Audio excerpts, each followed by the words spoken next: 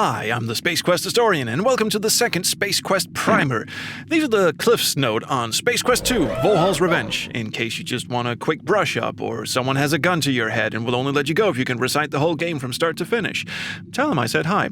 Space Quest 2 was released 1 year after the first game in 1987. It was still predominantly a two-man job. Mark Crow drew the graphics, Scott Murphy did the writing and programming, and they both came up with the story. The game picks up a short while after the first game. In the first game, you return to your home planet Xenon, a hero. At the start of this game, you've been promoted to head janitor of a janitorial staff of precisely one. Everyone's forgotten about your heroic deeds, and you are essentially back to scrubbing decks and johns, but this time on a space station orbiting your home planet. Not for long, though, because a shuttle docks with the station and you're sent to clean up a bad case of space sickness. Inside the craft, you're mugged and taken to the giant asteroid fortress of Sludge Volhal. Who? Well, apparently the whole plot to steal the Star Generator in Space Quest 1 was his idea, and he's a bit pissed off that you nixed it. His new plan is to send an army of genetically engineered life insurance salesmen to Xenon to, I guess, annoy everyone to death? Yeah, so to prevent you from further meddling, he orders his ape-men guards, yes, they're supposed to be monkeys, to take you to his forced labor camp on the aptly named planet of Labion. But the dumbass chimps forgot to fuel up their hovercraft, though, and it crash lands in the jungle below, killing everyone but you. While on the planet, you catch fleeting glimpses of these little pink dudes. You even help one down from this tree. Fans of the games have named these little dudes Pinkins. Trust me, they become important later on. Two other things that become important later on, not just in this game, but the next one as well, is this glowing gem you find in an underwater cave. And this mailbox from which you order a Labion Terror Beast mating whistle. Don't worry, I'll explain in due time. You also meet these lovely carnivorous mushrooms, this lovely root monster, this lovely swamp monster, and this lovely hunter monster who captures you and plans to roast you alive. This game does not fuck around. You escape from the hunter monster and climb down this chasm, avoiding being grabbed by this weird gorilla-like monster, and make your way into a dark tunnel. Predictably, the tunnel floor gives way, and you find yourself in a clearing populated by, no, not a monster, these cute little pink dudes.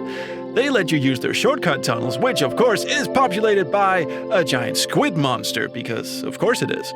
And your only source of illumination is that glowing gem you picked up earlier. You make your way through the tunnel maze without being turned into squid food, have a nice rinse in a whirlpool, and wind up at the base of the shuttle launch pad you started from.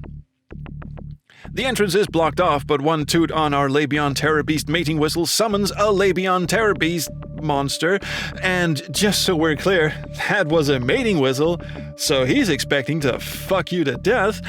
You confuse him with the Rubik's Cube you picked up back at the orbital station and head on towards the shuttle launch pad. There's a guard patrolling the upper catwalk here, but not to worry, there are two ways you can go about getting past him. Number one is to just simply Metal Gear Solid your way up to the elevator, yell at the guard, or throw a rock into the bushes to make him come down, then sneak your way in while his back is turned. Number two is much more fun. It involves waiting until the guard is standing still at the center of the catwalk, then flinging a rock at his head using your own jockstrap as a bolo, killing him instantly. Told you this game doesn't fuck around.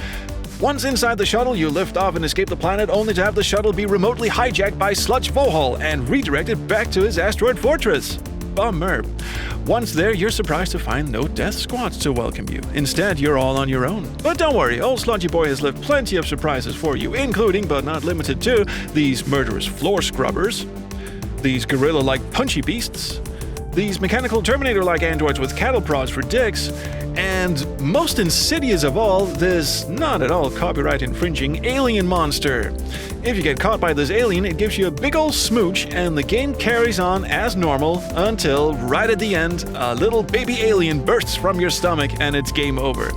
And no, there's no way to avoid that. If the mama alien gets you, you are dead. You just don't know you're dead until some 20 minutes later.